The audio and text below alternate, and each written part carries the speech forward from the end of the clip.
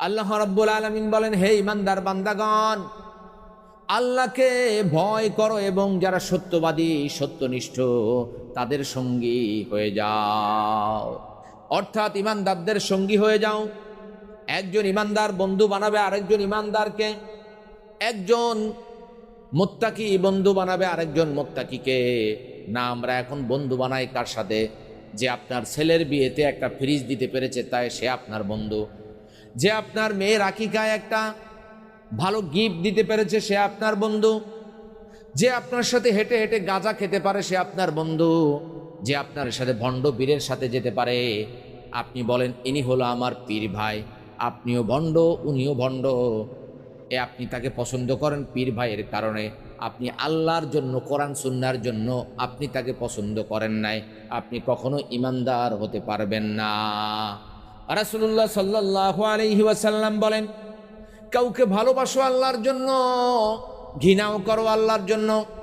লোকটাকে নামাজ পড়তো, আগে রোজা রাখতো, আগে সালাত আদায় করতো, সিয়াম পালন করতো, এখন সালাতও আদায় করে না, সিয়ামও পালন করে না, তাহলে এই লোকটা আমার বন্ধু হতে পারে না। ঠিক কিনা বলেন?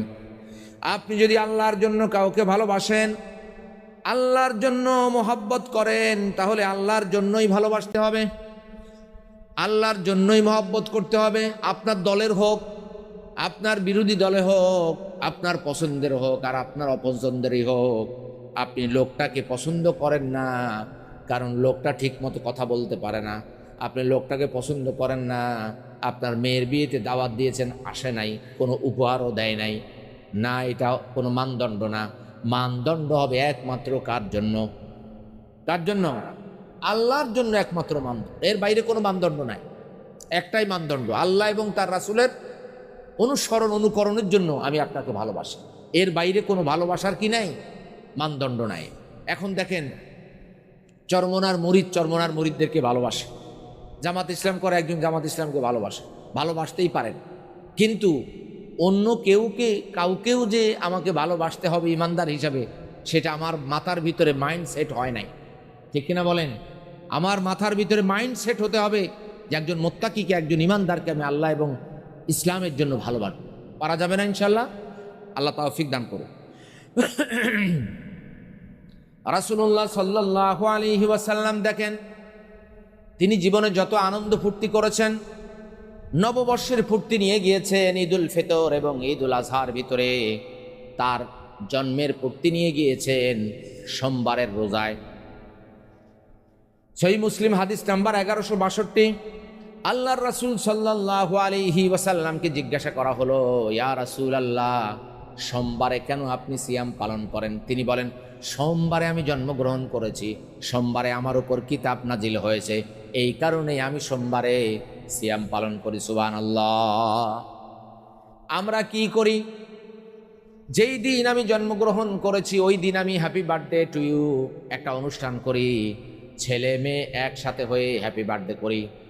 আমার বান্ধবীকেও দাওয়াত দেই, আমার ভাবিকেও দাওয়াত দেই, আমার খালাতো বোনকেও দাওয়াত দেই, যাদের সামনে যাওয়া আমার জন্য একেবারে হারাম। সামনে যাওয়া কি হারাম? খালাতো বোনের সামনে যাওয়া হারাম, মামাতো বোনের সামনে দেখা দেওয়া হারাম। পর্দা করতে হবে। 24 নম্বর সূরা 30-31 নম্বর আয়াত আল্লাহ রাব্বুল আলামিন পুরুষদের চক্ষুকে নত করার জন্য বলেছেন, আবার নারীদের চক্ষুকেও নত করার জন্য বলেছেন, লজ্জাস্থানের হেফাজত করতে বলেছেন। যাদেরকে আপনি বিয়ে করতে পারবেন তাদের সাথে পর্দা করতে হবে, যাদেরকে বিয়ে করতে পারবেন না তাদের সাথে পর্দাও করা লাগবে না। বুঝে আসছে সূত্র? যাদেরকে বিয়ে করতে পারবেন, যাদেরকে বিয়ে করতে পারবেন তাদের সামনে কি করতে হবে? পর্দা করতে হবে, কারণ আপনি তাদের সাথে যে কোনো মুহূর্তে বিয়ের প্রস্তাবও দিতে পারেন। এজন্য আমাদের দেশে ধর্মবোন আছে না নাই? ধর্মবোনকে বিয়ে করা যাবে? যাবে। ধর্মমা আছে না নাই? ধর্মমাকে কি বিয়ে করা যাবে? যাবে। ধর্মবোন, ধর্মমা, এদেশে কি করতে হবে? ধর্ম মেয়ে, আপনার ধর্ম মেয়ে, আপনার ওয়াইফ মারা গেল, আপনি বললেন যে আমি ধর্ম মেয়েকে বিয়ে করতে চাই, ইসলামের কোনো বাধা নিষেধ নাই। পৃথিবীর কোনো ইমাম, খতিব, কোনো বিশেষজ্ঞ আলেম কেউ বলতে পারবে না যে সে তো আপনার ধর্ম মেয়ে ছিল, আপনি কিভাবে তাকে বিয়ে করবেন। বলবে যে তাকে আগে বিয়ে করেন, তার সাথে আপনার একটা জানা চেনা আছে, পরিচয় আছে, সে আপনার ঘর বাড়িতে রেগুলার যাতায়াত করতো, তাকে আগে বিয়ে করেন। কোরআনুল কারীমে আল্লাহ এরও উদাহরণ দিয়ে দিয়েছেন। 33 নম্বর সূরা 37, 38, 39 নম্বর আয়াত। রাসূলুল্লাহ সাল্লাল্লাহু আলাইহি ওয়াসাল্লামের একটা পুত্র ছিল, পালক পুত্র, নাম ছিল যায়েদ বিন হারেসা। নাম কি ছিল? নাম ছিল যায়েদ। এই যায়েদ যখন তার স্ত্রীকে তালাক দিয়ে দিল, আল্লাহ রাব্বুল আলামিন কোরআনে জানিয়ে দিলেন যে তুমি তাকে বিয়ে করো, তোমার পুত্রবধূকে তুমি বিয়ে করো। আসলে যায়েদ তোমার কোনো পুত্রই না, এটা তো থার্ড পার্সন, অর্থাৎ পালক পুত্র কোনো পুত্রই না, আল্লাহ জানিয়ে দিলেন। নবী সাল্লাল্লাহু আলাইহি ওয়াসাল্লাম পালক পুত্রের বউকে তিনি বিয়ে করলেন। সুবহানাল্লাহ বলেন। অর্থাৎ বোঝা গেল পালক পুত্র, পালক সন্তান, পালক মেয়ে, এইভাবে ধর্মের বাবা, ধর্মের মা, ধর্মের ভাই, ধর্মের বোন, এর কোনো ভিত্তি ইসলামে নাই। আল্লাহ রাব্বুল আলামিন কোরআনের আয়াত নাজিল করে দিয়ে সেটা বুঝিয়ে দিলেন। রাসূলুল্লাহ সাল্লাল্লাহু আলাইহি ওয়াসাল্লাম সব কাজে ইবাদত খুঁজতেন।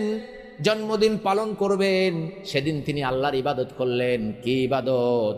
সেদিন তিনি সিয়াম পালনের মাধ্যমে আল্লাহর ইবাদত করলেন। সুবহানাল্লাহ। জন্মদিনটা কি সুন্দরভাবে পালন করলেন।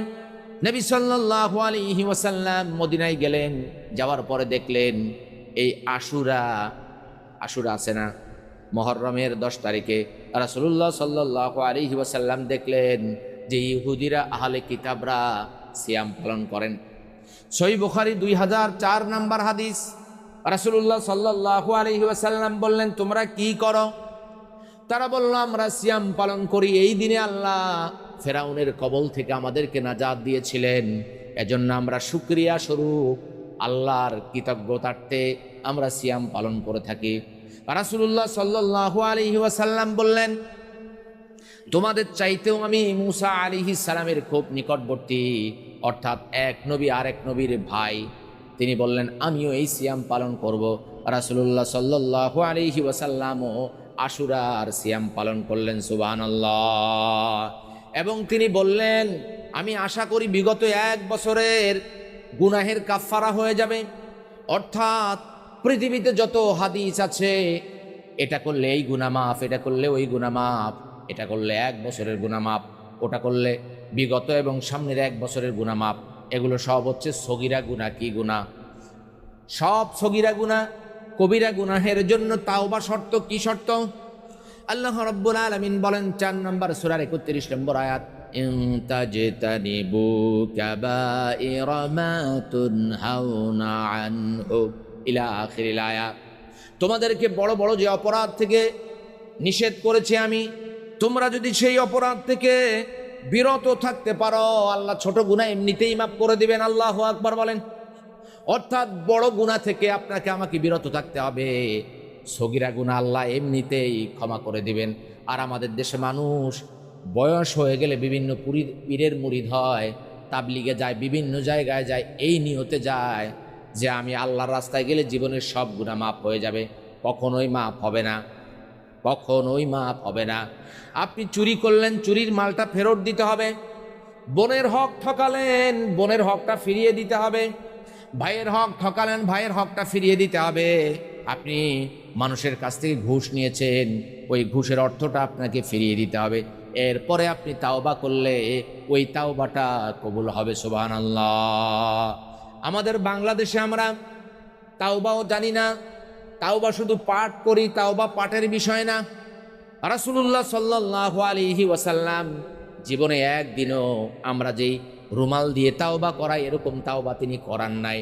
তাওবা আসলে পড়ার বিষয় না, তাওবা হচ্ছে করার বিষয়। ঠিক কিনা বলেন? আমার দিকে তাকান সবাই, এদিকে তাকান। তাওবা কিসের বিষয়? করার বিষয়, পড়ার বিষয় না। বুঝে আসছে? আপনি একটা কাজ করবেন, আজকে আপনি বাড়িতে ফিরতে চান, আপনি মুখে যদি 100 বার বলেন আমি বাড়ি ফিরলাম, বাড়ি ফিরলাম, বাড়ি ফেরা হবে? বাড়িতে কাজে ফিরতে হবে আপনাকে। মুখে বলেন আর না বলেন, বাড়িতে ফিরলে ফিরে আসা হবে। রাসূলুল্লাহ সাল্লাল্লাহু আলাইহি ওয়াসাল্লাম সব পদ্ধতি আপনাকে আমাকে শিক্ষা দিলেন, কিন্তু আমরা শিখলাম ভুলভাল পদ্ধতি, যেই পদ্ধতি কোনো কাজে আসে না, কিন্তু এই পদ্ধতির মাধ্যমে আমাদের পকেটে টাকা আসে। একজনকে যদি তওবা পড়ানো যায়, সে আমাকে কিছু হাদিয়া দেবে। রাসূলুল্লাহ সাল্লাল্লাহু আলাইহি ওয়াসাল্লাম শর্টকাটে কাউকে জান্নাতের ব্যবস্থা করেন নাই।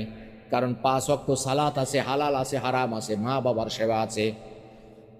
হালাল গ্রহণ করতে হবে, হারাম ছাড়তে হবে, দুর্নীতি ছাড়তে হবে, সুদ ছাড়তে হবে, ঘুষ ছাড়তে হবে।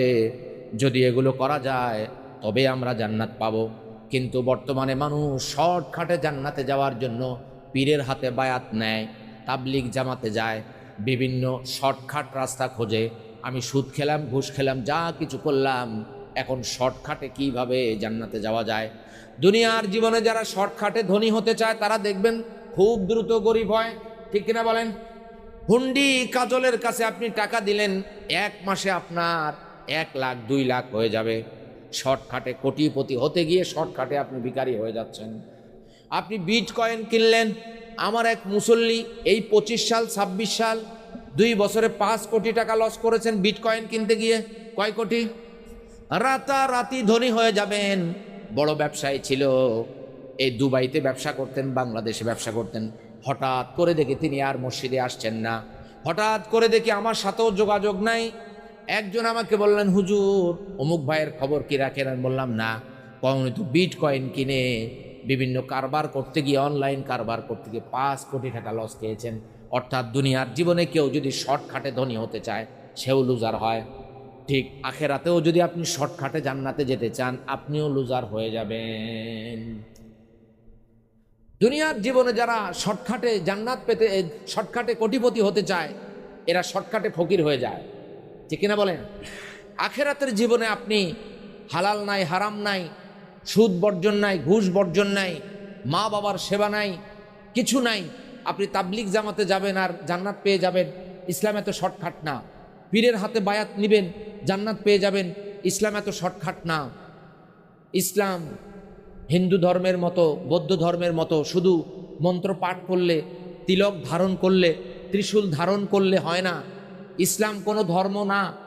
ইসলাম কি না? ধর্ম না। মূলত ইসলাম হচ্ছে জীবন বিধান। ইসলাম হচ্ছে কি? জীবন বিধান। আর অন্য সবগুলো হচ্ছে ধর্ম। ধর্মের অর্থ হচ্ছে, ধৃ শব্দ থেকে ধর্ম এসেছে। ধর্ম মানে কি? ধারণ করা। ধর্ম মানে কি? ধারণ করা। ত্রিশূল ধারণ করা, সিঁদুর ধারণ করা, এদিকে লাল কাপড়, গেরুয়া কাপড় ধারণ করা, এগুলো তিলক ধারণ করা, খ্রিস্টানদের ক্রস ধারণ করা। কিন্তু মুসলমানদের কোনো আলিফ ধারণ করলে সে মুসলমান হতে পারবে? টুপি ধারণ করলে মুসলমান হতে পারবে? বহু মানুষ আছে টুপি মাথায় দিয়ে, পাগড়ি মাথায় দিয়ে, পাঞ্জাবি পরে চুরি ডাকাতি করে বেড়াচ্ছে, সে কি মুসলমান? প্রতারণা করে বেড়াচ্ছে, সে কি মুসলমান? মুসলমান না। তাহলে ইসলাম কোনো ধর্ম না। ইসলাম হচ্ছে কি? জীবন বিধান। ধর্ম বলা হয়, অন্যান্য সব ধর্মকে ধর্ম বলে, তাই ইসলামকে আমরা ধর্ম বলছি। কিন্তু কোরআনে হাদিসে কোথাও ইসলামকে ধর্ম বলা হয় নাই। কি বলা হয়েছে?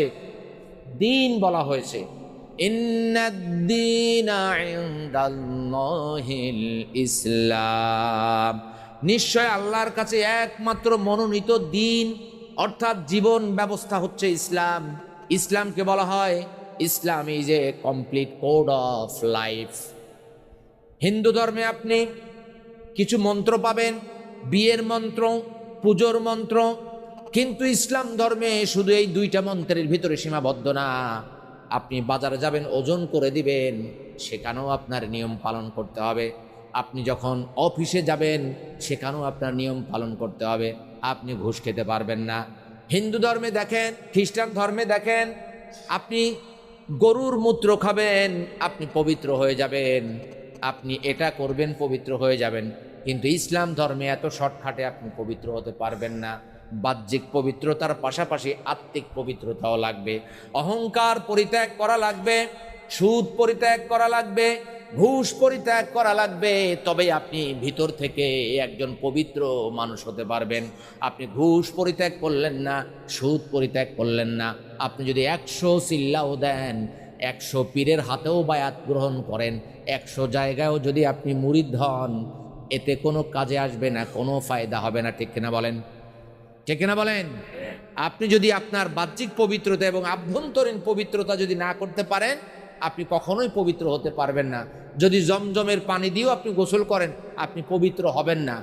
আপনার বাহ্যিক পবিত্রতা আসবে, কিন্তু আভ্যন্তরীণ পবিত্রতার জন্য কি দরকার? পীরের হাতে মুরিদ হওয়া দরকার? চিল্লা যাওয়া দরকার? না। আপনি যেখানেই যান না কেন, মুরিদ হন, চিল্লা যান, যেটাই করেন, আল্লাহর বিধান যদি আপনি ওভারটেক করে শর্টকাটে আপনি হুন্ডির মতো ধনী হতে চান, শর্টকাটে জান্নাতে যেতে চান, তো শর্টকাটে কোনো জান্নাতের ব্যবস্থা ইসলামে নাই।